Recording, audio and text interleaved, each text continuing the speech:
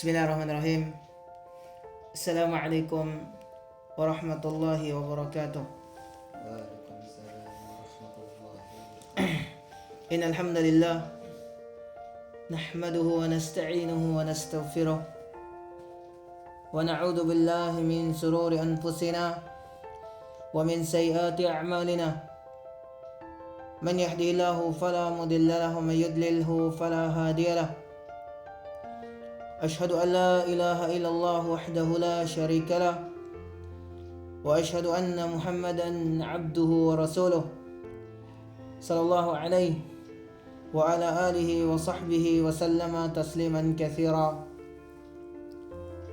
ثم يقول الله ربنا تبارك وتعالى: يا أيها الذين آمنوا اتقوا الله حق تقاته ولا تموتن إلا وأنتم مسلمون. ثم قال عز وجل: يا أيها الناس اتقوا ربكم الذي خلقكم من نفس واحدة وخلق منها زوجها وبث منهما رجالا كثيرا ونساء واتقوا الله الذي تساءلون به والأرحام إن الله كان عليكم رقيبا.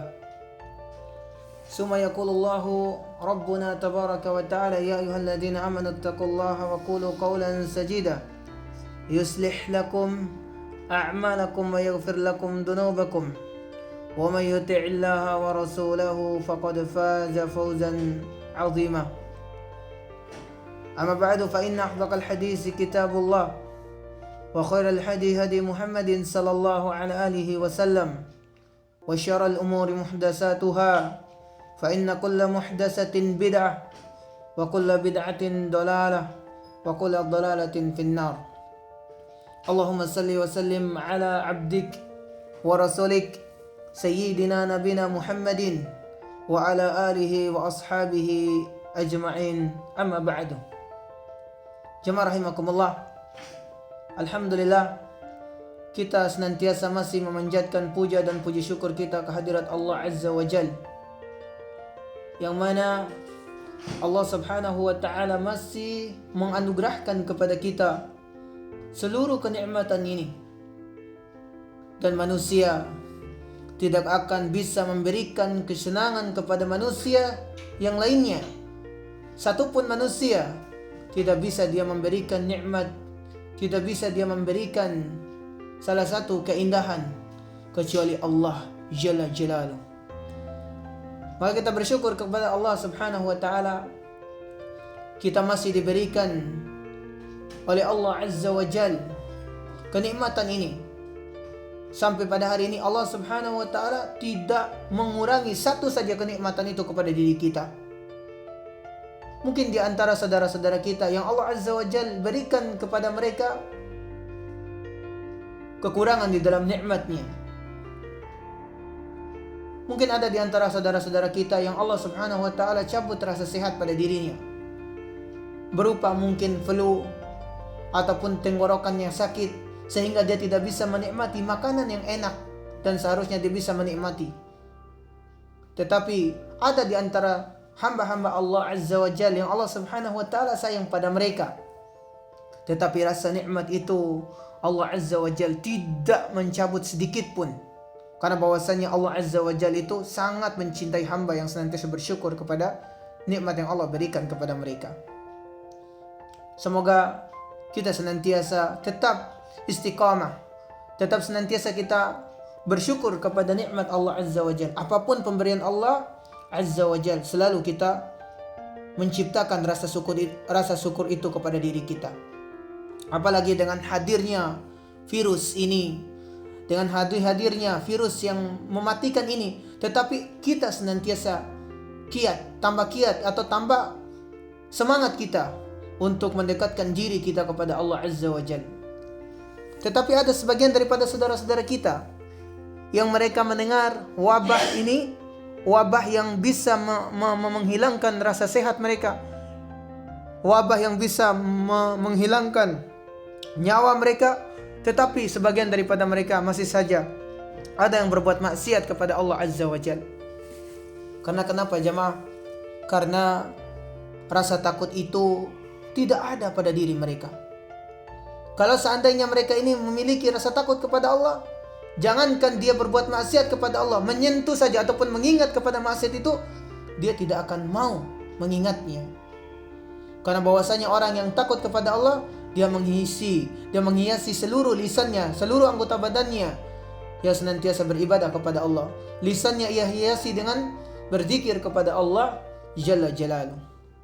Sebagaimana Allah Subhanahu wa taala mengatakan, "Inna fi khalqis samawati wal ard wa ikhtilafil laili wan nahar la ayatin liulil albab alladzina yadhkuruna Allaha qiyaman wa qu'udan wa 'ala junubuhum wa yatafakkaruna fi khalqis samawati wal ard."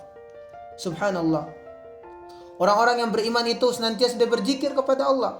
Dia senantiasa mengingat kepada Allah Subhanahu wa taala, maupun dia duduk, baring, kemanapun ia berada, dimanapun tempat dia berada, maupun dia sedang melaksanakan aktivitas, tetap senantiasa ia mengingat kepada Allah Azza wa Jal. Apapun yang dia lakukan, maupun dia baring, duduk, berdiri, kemanapun ia berada, selalu dia mengisi lisannya, mengisi lidahnya dengan senantiasa menggerakkan lisan mereka untuk berzikir kepada Allah Azza wa Jal. Itulah salah satu nikmat yang Allah Subhanahu wa taala anugerahkan kepada kita. Maka dengan adanya wabah yang seperti ini, tetaplah kita menciptakan rasa syukur itu pada diri kita. Maka jangan sampai Allah Azza wa Jal murka kepada kita karena kita tidak mensyukuri apa-apa yang Allah Subhanahu wa taala berikan kepada kita.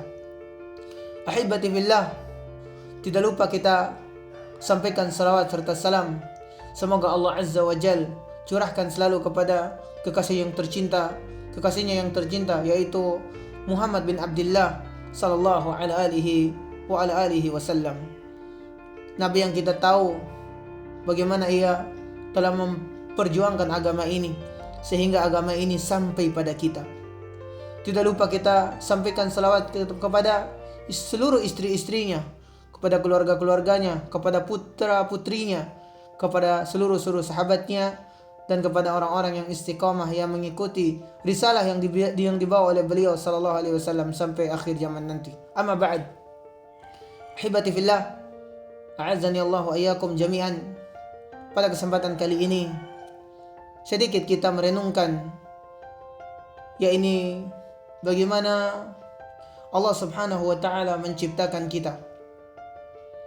Bagaimana Allah Subhanahu wa taala menciptakan kita, dan apa salahnya saya menasihati diri saya pribadi dan kepada seluruh antum ataupun antum yang mendengarkan nasihat ini dimanapun kalian berada. Semoga dengan nasihat ini Allah Azza wa Jalla memberikan kalian semangat, ataupun semoga Allah Subhanahu wa taala memberikan kalian hidayah. Allah Azza wa Jalla telah menyebutkan di dalam Al-Quran. Surat ini surah yang kita hafal.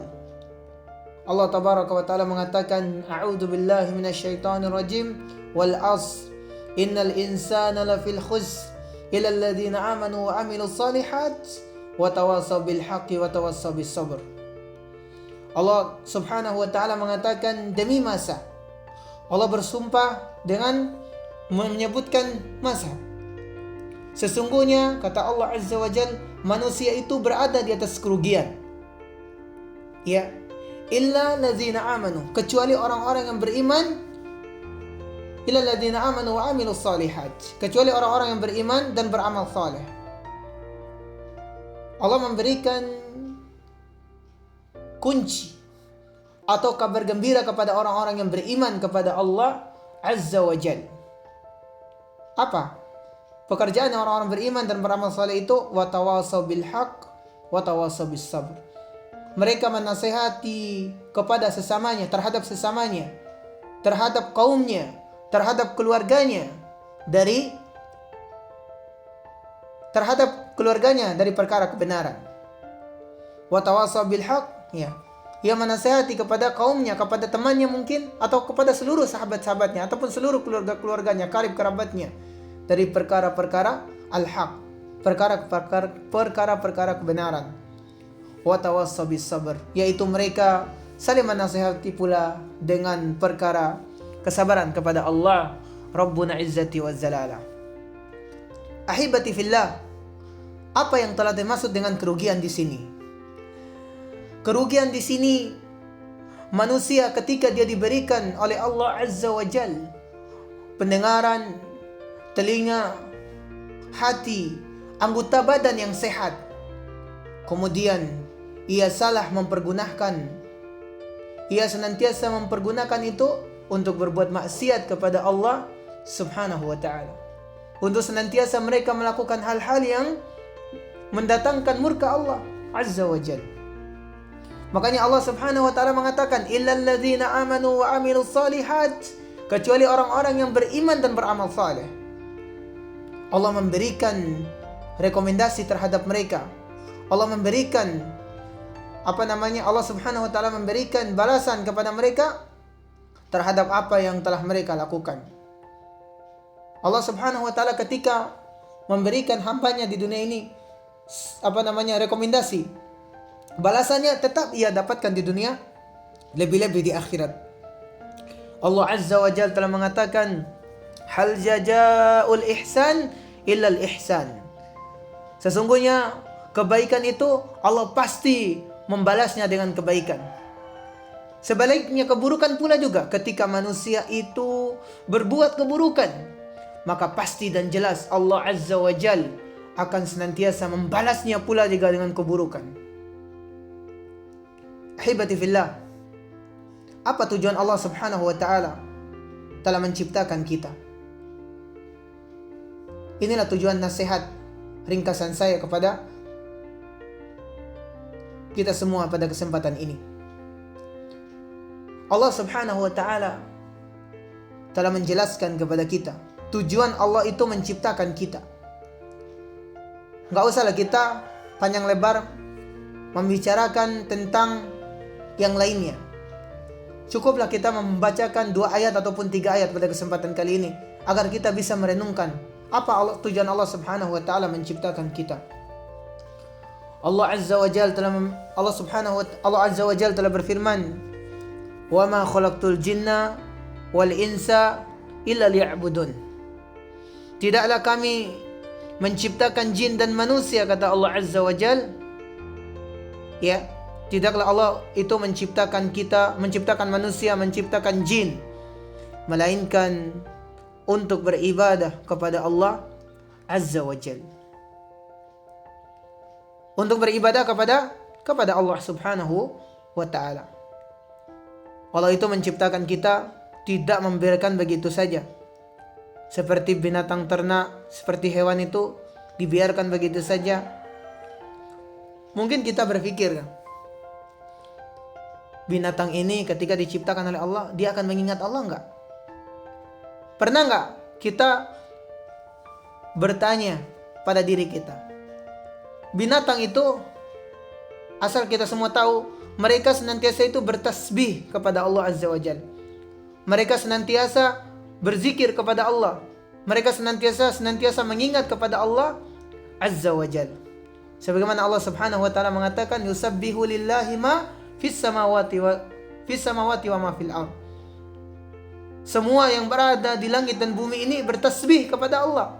Semuanya tanpa terkecuali bertasbih kepada Allah Azza wa Jalla. Termasuk kita, makhluk yang terpuji, makhluk yang Allah Subhanahu wa taala ciptakan. Apalagi kita, binatang, pepohonan, batu, semuanya akan bertasbih kepada Allah Subhanahu wa taala. Seluruh yang ada di langit dan bumi ini semuanya mengingat kepada Allah Azza wa Jalla, selalu bertasbih kepada Allah Rabbul Alamin. Cuman kita tidak akan tahu, kita tidak tahu bagaimana caranya mereka bertasbih kepada Allah Azza wa Jalla. Itu rahasia Allah Azza wa Jalla. Kita kembalikan kepada tema kita. Tujuan Allah telah menciptakan kita ini untuk beribadah kepada Allah Subhanahu wa taala. Apa sih ibadah itu? Apa sih semua perintah Allah Subhanahu wa taala itu? Mungkin kita tahu ibadah itu hanyalah cukup kita mengucapkan asyhadu alla ilaha illallah, aku bersaksi bahwasanya tidak ada ilah yang hak disembah kecuali Allah Azza wa Jalla, wa asyhadu anna Muhammadar Rasulullah, dan aku pun bersaksi bahwasanya Muhammad sallallahu alaihi wasallam itu adalah utusan Allah. Terus setelahnya kita melaksanakan salat, setelahnya kita berpuasa di bulan Ramadan, setelahnya kita melaksanakan zakat, setelahnya kita naik haji apabila kita mampu. Naam, itu memang rukun intinya dalam Islam. Itu memang intinya rukun Islam. Tetapi ada perbuatan, ya, ada perbuatan-perbuatan itu yang bisa membatalkan perbuatan-perbuatan rukun Islam yang kelima ini. Pertama syahadat kita, yang kedua salat, yang ketiga berpuasa di bulan Ramadan, yang keempat yaitu kita membayar zakat, dan yang kelima naik haji apabila orang tersebut mampu. Nah, tetapi pembatalnya ada. Apa pembatalnya? Adalah asyirk billah, yaitu orang-orang yang berbuat syirik kepada Allah Rabbuna tabaraka wa ta'ala. Allah subhanahu wa ta'ala telah menegaskan di dalam Al-Quran, وَلَقَدْ بَعَثْنَا فِي كُلِّ أُمَّةٍ رَسُولًا أَنِ اعْبُدُوا اللَّهَ وَاجْتَنِبُوا الطَّاغُوتَ. Sesungguhnya kata Allah Azza wa Jalla, telah kami utus kepada setiap-tiap umat itu seorang pemberi peringatan, yaitu Rasul, para Rasul, termasuk Nabi kita Muhammad sallallahu alaihi wasallam, diutus oleh Allah Azza wa Jalla. Apa perkara yang disampaikan? An ya'budullaha wajtanibut taghut. Kami perintahkan kepada mereka agar beribadahlah kepada Allah, menyuruh manusia itu untuk beribadah kepada Allah dan jauhi taghut, dan jauhi kesyirikan kepada Allah Jalla Jalaluh. Ahibati fillah, kesyirikan ini dosa yang sangat besar, dosa yang bisa merusak amal seseorang, perbuatan yang bisa menyebabkan seseorang itu murtad dari agama Allah Azza wa Jalla. Oleh karenanya, apa sih itu kesyirikan? Apa sih perbuatan-perbuatan yang bisa membatalkan Islam itu? Maka kita jawabnya di sini adalah seseorang yang menyembah selain Allah Azza wa Jalla, padahal dia meyakini Allah adalah sang penciptanya. Padahal dia yang meyakini bahwasanya yang telah memberikan rezeki itu adalah Allah. Dia yang meyakini bahwasanya yang telah memberikan segala sesuatu itu adalah Allah Subhanahu wa ta'ala. Tetapi dia menganggapnya bahwasanya dia berbuat syirik, tetapi dia menganggapnya ini bukan kesyirikan. Dia menganggap seperti mereka datang ke kuburan membawa sesajian, misalkan membawa sesajian, kemudian mereka melangsungkan acara makan-makan di sana, ataupun memotong segala sesuatu yang haram di sana, meminta segala sesuatu yang tidak sepantasnya ia minta kepada orang yang sudah mati tersebut. Katanya orang tersebut orang yang soleh. Ya, walaupun orang itu orang soleh, tidak boleh bertawasul ataupun tidak boleh kita meminta kepada selain Allah Subhanahu wa ta'ala. Ini bisa membatalkan amaliyah kita, ini bisa membatalkan keislaman kita. Atau ada orang yang meyakini seperti jimat, seperti dia ketika memakai ini, ketika dia pakai misalnya berupa keris misalkan, atau batu ini, kalau dia pakai, kalau dia taruh di tubuhnya, ya Allahu Akbar, katanya bisa mengundang keselamatan. Dari mana jemaah?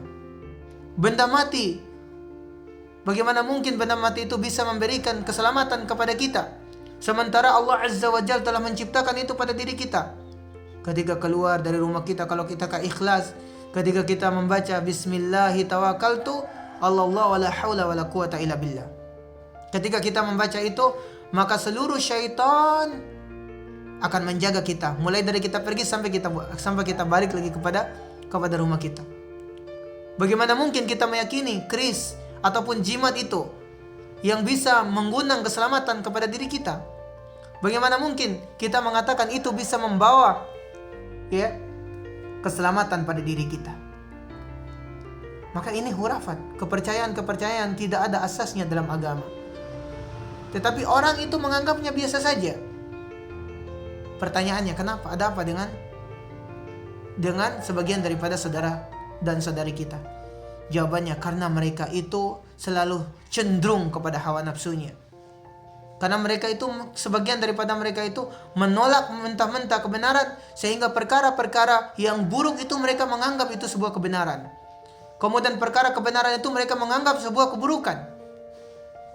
Ya. Perbuatan-perbuatan yang buruk mereka menganggap itu perbuatan-perbuatan yang benar. Tapi perbuatan-perbuatan buruk sebagian mereka menganggap itu kebenaran. Padahal ini ya perbuatan-perbuatan yang Allah Subhanahu wa taala ya haram. Perbuatan-perbuatan yang Allah Subhanahu wa taala benci. Perbuatan-perbuatan yang buruk Allah Subhanahu wa taala telah jelaskan. Perbuatan-perbuatan seorang hamba yang baik Allah Azza wa Jal sudah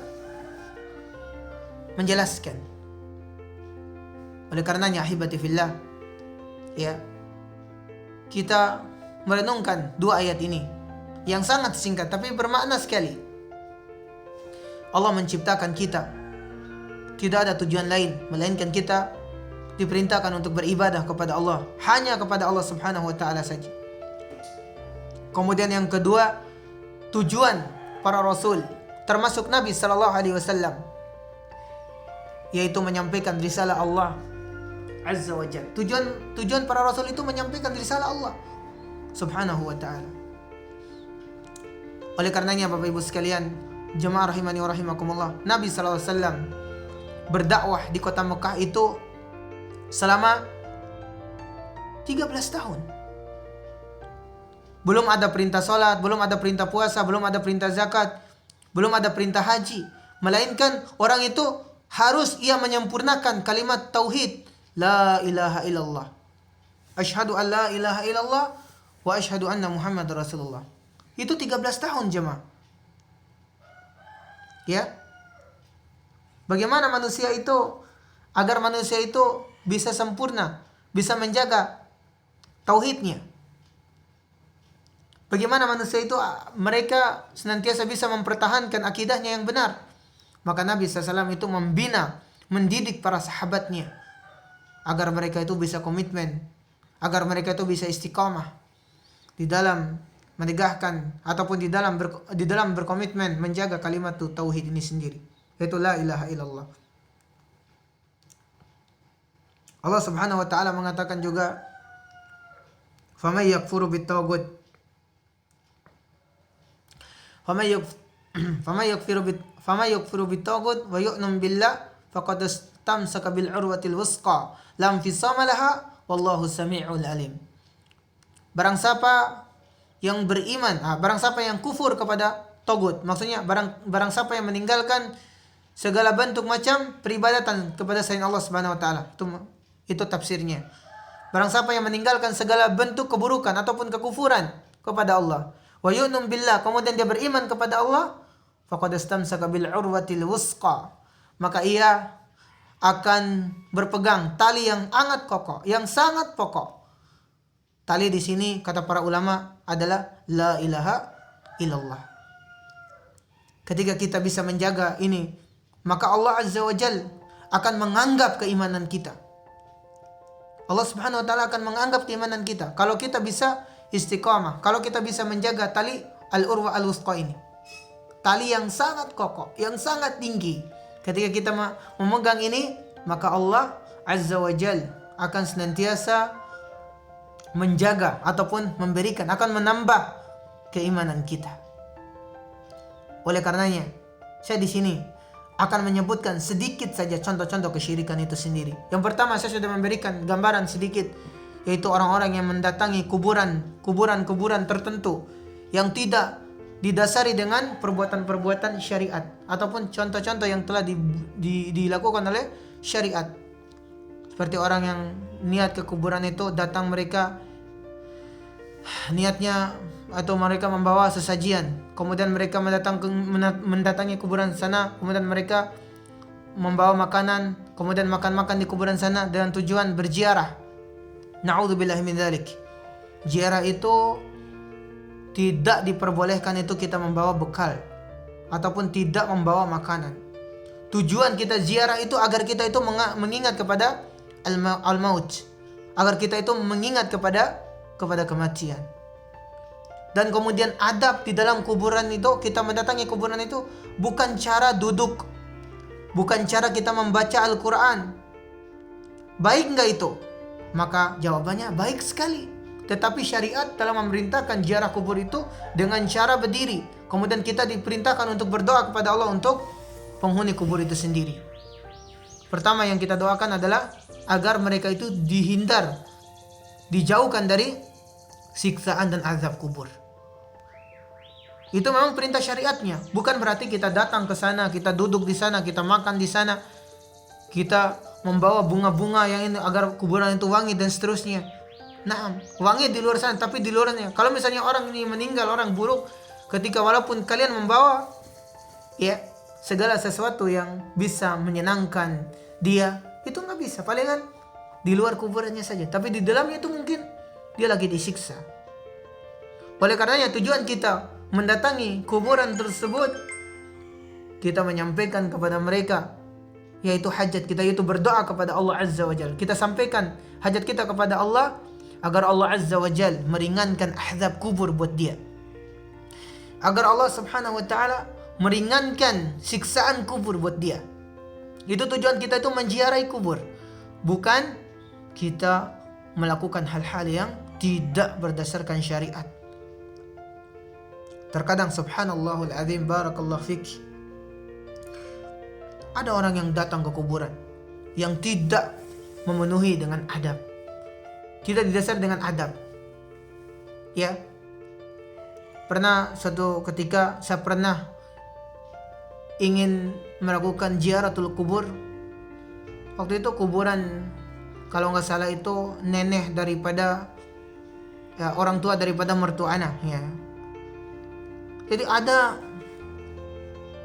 ya salah seorang kakak ipar anak ini, maksudnya sepupu, dia ziarah kubur itu sambilan ke kuburan itu nyalain musik. Allahu Akbar, nyalain musik jemaah. Datang ke kuburan, seharusnya dia mengisi lisannya mereka dengan berzikir kepada Allah Azza wa Jal.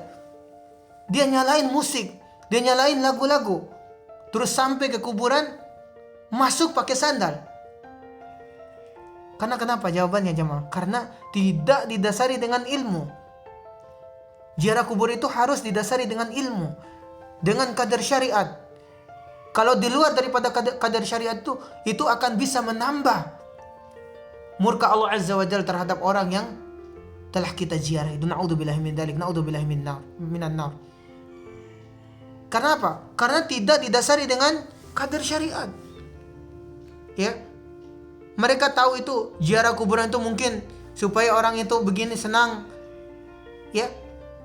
Tidak seperti itu jemaah. Ahibati fillah. Dan banyak contoh-contoh yang lainnya.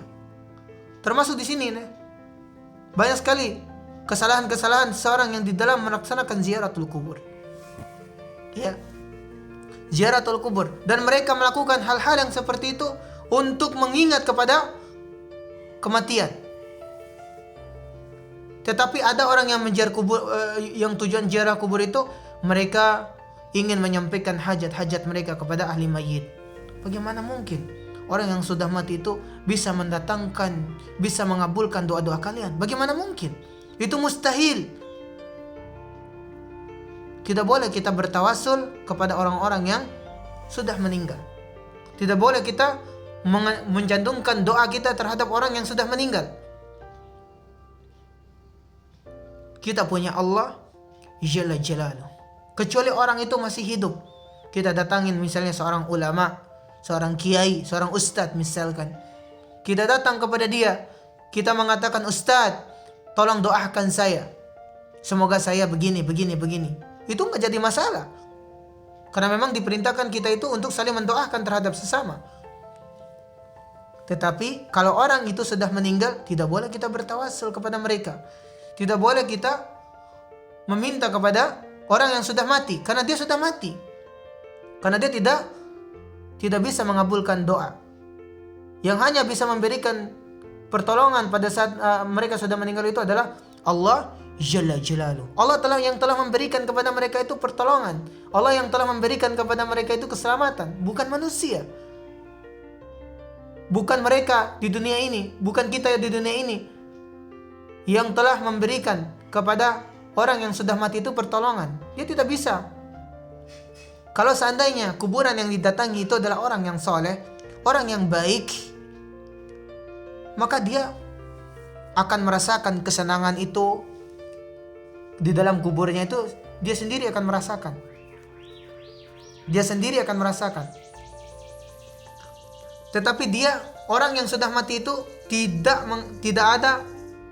pernah. Justru orang yang sudah mati itu akan mengatakan kepada Allah Azza wa Jalla, ya Allah, berikan kabar gembira. Berikan kabar gembira kepada mereka bahwasanya saya di sini senang. Saya di sini bahagia. Saking dia bahagianya. Apakah orang yang sudah mati itu telah mengatakan kepada Allah, ya Allah, kabulkanlah doa dia, berikanlah dia? Tidak ada riwayat sedikit pun. Karena Allah Subhanahu wa taala tidak butuh perantara. Kalau orang yang sudah mati, maka dia sudah merasakan. Kalau dia baik, maka dia akan merasakan nikmatul kubur. Kalau dia buruk, dia akan merasakan azab kubur. Itu saja intinya. Bagaimana mungkin kita mengatakan orang ini bisa mengabulkan doa kita karena dia orang saleh? La, tidak bisa. Ketika kita punya hajat, ketika kita punya masalah, ketika kita punya apapun ya kita berdoa saja kepada Allah Subhanahu wa taala. Tidak perlu kita memakai perantara-perantara. Ini contoh kesyirikan yang kecil, yang sederhana saya berikan.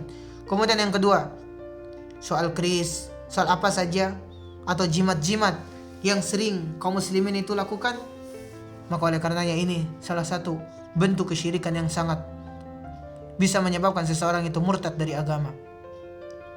Kadang ada orang yang mengatakan jimat atau kita memakai batu ini atau keris ini ataupun kita memakai ini bisa terjaga dari mara bahaya. Subhanallah. Kita tuh jemaah punya Allah. Tidak perlu kita bergantungkan segala sesuatu itu kepada benda mati, termasuk kepada keris, termasuk kepada benda-benda yang telah Allah Subhanahu wa taala haramkan ini. Sekarang bisa kita menunjukkan pertanyaan kita. Bagaimana mungkin batu ataupun jimat ataupun apa sajalah bisa mengandung keselamatan? Bagaimana mungkin? Kita punya Allah. Tadi yang saya jelaskan, ketika kita ini bertawakal kepada Allah Azza wa Jal, maka Allah Subhanahu wa taala itu akan melindungi kita dari mara bahaya. Ketika kita membaca Bismillahirrahmanirrahim, Allah wala haula wala quwata illa billah. Ya Allah, hanya kepadamu kami bertawakal dan tidak ada daya dan kekuatan melainkan hanya kepadamu. Subhanallah. Ini lisan orang-orang yang beriman kepada Allah Azza wa Jal. Ini lisan orang-orang yang senantiasa melaksanakan perintah Allah. Ini lisan orang-orang yang senantiasa takut kepada Allah Azza wa Jal. Segala sesuatunya ia bergantung kepada Allah Subhanahu wa ta'ala. Dia tidak bergantung kepada selain Allah karena dia tahu segala sesuatu selain Allah Azza wa Jal itu batil, buruk. Bagaimana mungkin orang tersebut itu bisa mendatangkan keselamatan? Segala sesuatu selain Allah itu bisa mendatangkan keselamatan. Yang mendatangkan keselamatan itu adalah Allah. Yang memberikan kepada kita itu, yang memberikan kepada kita mara bahaya itu adalah Allah Azza wa Jalla. Bukan benda mati, jemaah. Oleh karenanya kita harus menjauhkan diri dari sifat-sifat seperti ini. Kita harus berlepas diri dari hal-hal yang seperti ini. Kalau kita menciptakan ataupun menanamkan pada diri kita ini sifat-sifat kesyirikan, maka hidayah itu akan menjauhi kita, jemaah. Sekalipun kita sholat, sekalipun kita puasa, sekalipun kita zakat, sekalipun kita haji, sekalipun kita bersedekah, beramal soleh yang lainnya, kalau di dalam tubuh-tubuh kita, kalau dalam lisan-lisan kita masih ada contoh-contoh kesyirikan yang telah kita amalkan, maka segala sesuatu itu akan tertolak. Allah Subhanahu wa ta'ala telah mengatakan di dalam surat Az-Zumar ayat yang ke-65, yang artinya, wahai Muhammad, sungguh telah diwahyukan kepadamu dan kepada rasul-rasul sebelummu. Apabila kamu berbuat syirik kepadaku, maka akan hapus seluruh amalan-amalan kamu. Nabi saja yang sudah pasti masuk surga diancam oleh Allah Azza wa Jalla. Apalagi manusia seperti kita ini yang bergelimang dengan dosa dan maksiat. Ada nggak jaminan surga untuk kita? Nggak ada, jemaah. Siapa kita? Nabi saja dijamin oleh Allah Subhanahu wa taala itu surga, masih saja diancam. Wahai Muhammad, jikalau engkau berbuat syirik kepadaku, akan hapus seluruh amalan-amalan kamu. Dan kamu termasuk orang-orang yang merugi. Nabi saja masih diancam oleh Allah Azza wa Jalla. Apalagi kita ini.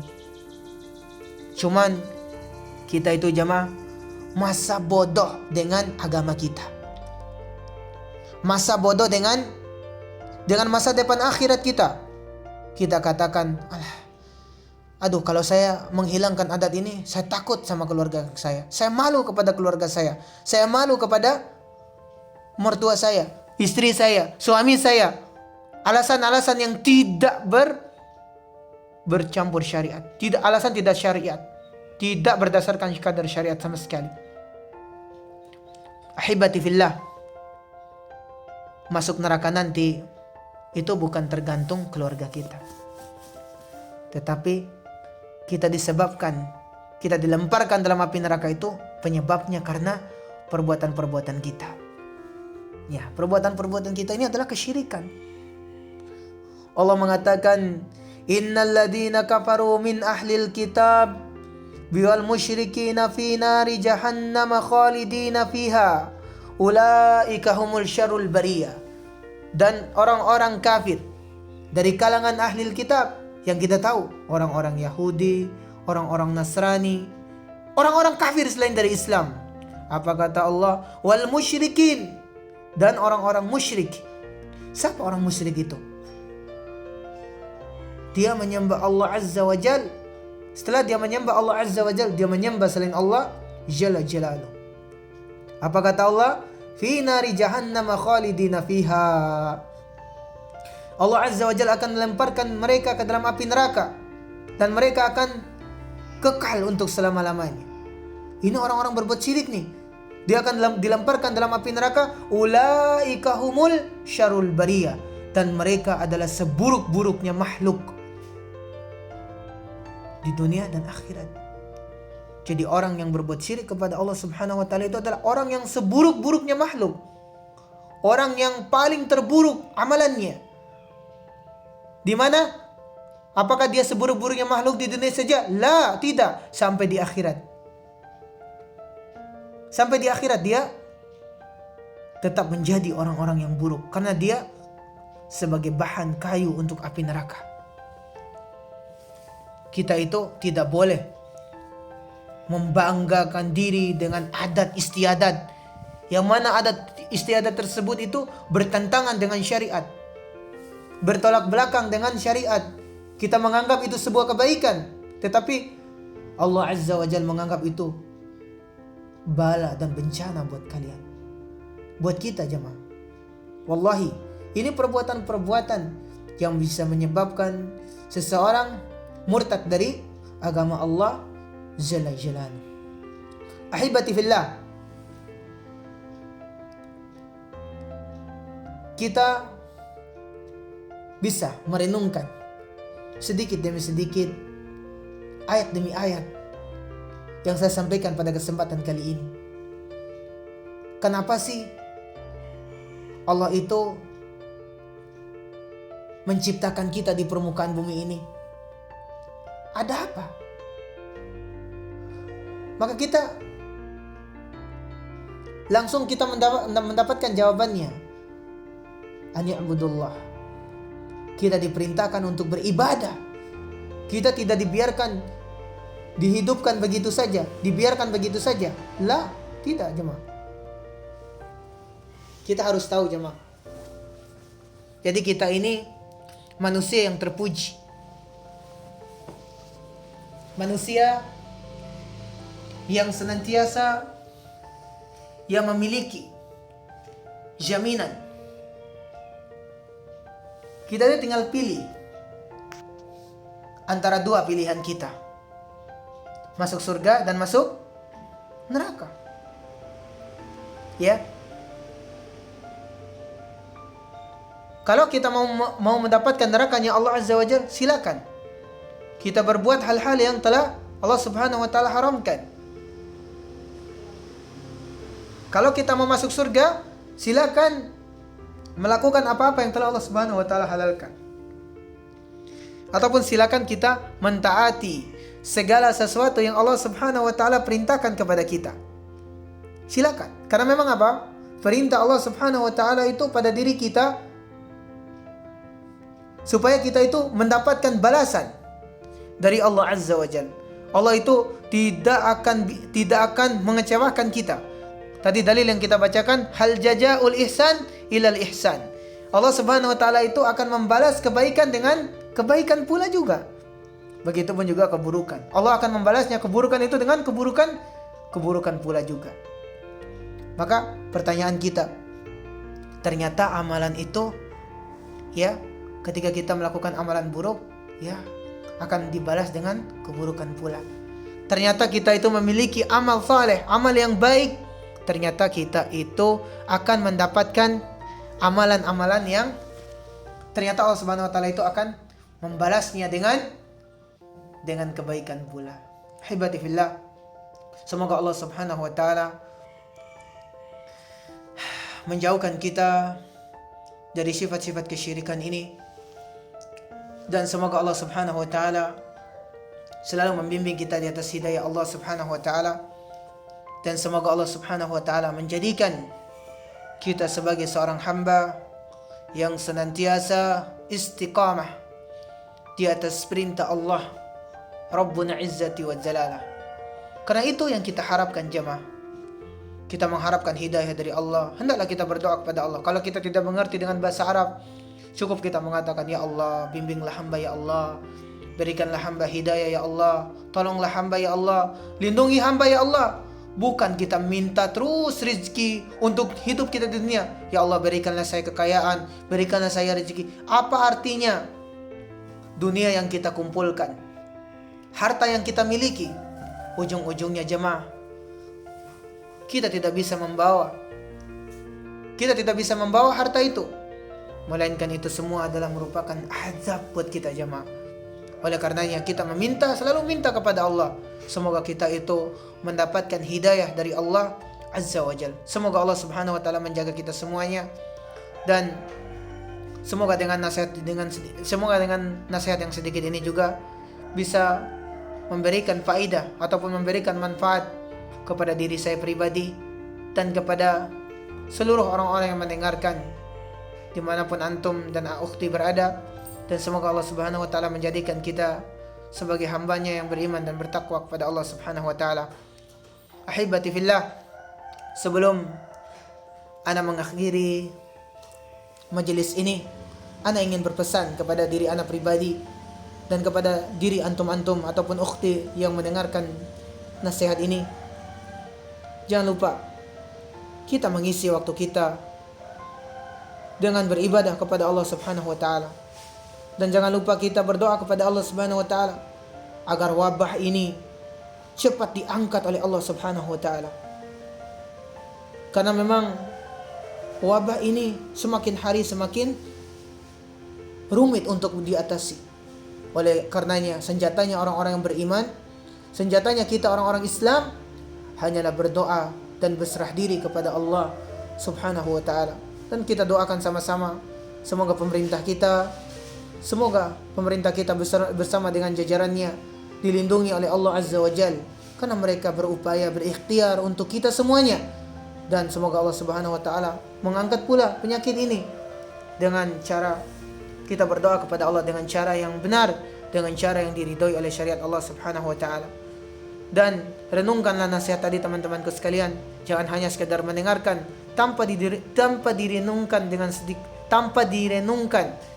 apa manfaatnya ketika kita mendengarkan nasihat ataupun kita mendengarkan ceramah ataupun kajian-kajian dari sang ustadz, kalaulah kita tidak didasari dengan perenungan yang sesungguhnya. Jangan hanya mendengarkan tapi tidak direnungkan. Itu sama halnya kita mendengarkan cerita dan seterusnya.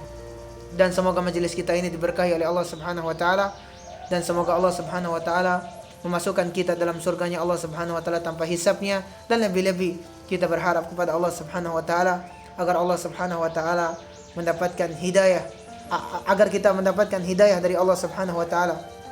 Itu yang kita harapkan dari Allah Subhanahu wa taala. Mungkin hanya ini yang bisa saya sampaikan, lebih dan kurangnya mohon maaf. Yang benar datangnya dari Allah Subhanahu wa taala. Adapun yang salah itu semata-mata datangnya dari kesalahan dan kehilafan ana pribadi. Semoga bermanfaat. Aqulu qouli hada astaghfirullah li wa lakum wa lisa'il muslimin fastaghfiru innahu wal ghafurur rahim. Subhanakallahumma wa bihamdika asyhadu an la ilaha illa anta astaghfiruka wa atubu ilaik. Wassalamu alaikum warahmatullahi wabarakatuh.